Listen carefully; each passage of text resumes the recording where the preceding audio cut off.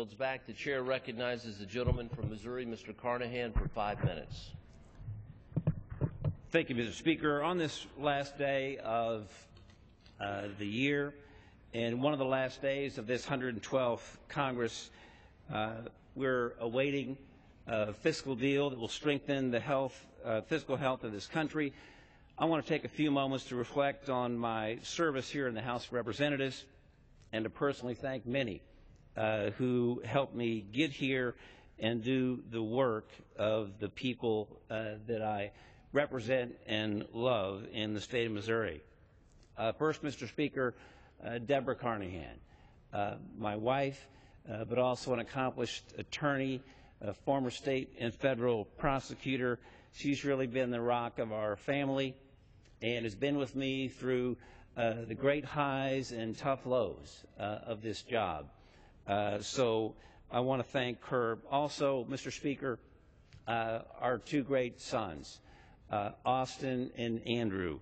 They have shared me with thousands of constituents for several years, but they have grown into amazing young men that I think will in their own right make a difference as they work their way through their lives. And Mr. Speaker, I want to also thank some amazing staff, too numerous to name, dozens over many years, but four in particular that worked with me for the entire 8 years that I served in this Congress. Jeremy Haldeman, who has staffed the Foreign Affairs Committee for me and the Oversight Subcommittee, also has been my Chief of Staff in the Washington office. Jim McHugh, who's been my District Director and longtime friend and colleague in St. Louis. Suzanne Archer, who's been my Deputy Director, and Kathy Waltz from St. Genevieve, Missouri, a former mayor there, but an invaluable part of our constituent outreach team. Many other staff, but those in particular, thank them for their long and loyal service and the difference they made in so many people's lives. And really to the Missourians that I've had the great honor to represent. I am gratified and humbled beyond belief to have been able to represent them in this U.S. House of Representatives for 8 years, to also represent many in the State House of Representatives for 4 years prior to that. Working with them and for them, we've been able to get some great things done, working here on big national issues, but also important local issues back home.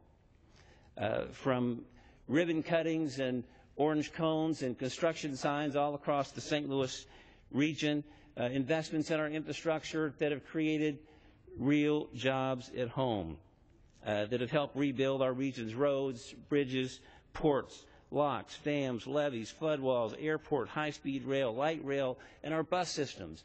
Those have made a real difference in people's lives. And also the reason I got on the Transportation Committee in the first place. We had two of the most deadly roads in America in Jefferson County, Missouri. We got special funding for those to help rebuild those roads, to not only help their economy, but to save lives.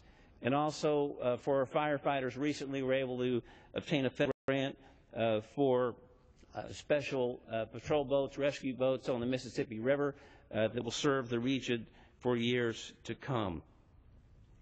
So these kind of investments are important. And I want to urge this new Congress that we'll be taking over in just a few days to pass a major transportation bill. It's one of the best investments we can make in this country to continue to grow this economy. And we've seen after growing out of this great recession of the last few years, the Recovery Act passed, auto industry saved, major Wall Street reforms passed, health care reform passed, and stem cell research measures adopted in unprecedented bipartisan ways. I'll never forget the mothers with their young children sitting in my office the day that the health care bill was approved. Not a dry eye in the room. because all of their kids had pre-existing conditions. Because of the new health care law, that cannot be the case anymore. Also was proud to serve on our House Foreign Affairs Committee and chair the International Organizations Committee, and just want to urge this Congress to take on the needed reforms to make this Congress work better for the American people. And finally, I want to close. We greeted World War II veterans recently at the monument in their honor here. They said to a person that this Congress needed to take on the spirit they had in World War II, to put the country first, put our differences aside, and we could achieve great things. I yield back, Mr. Speaker.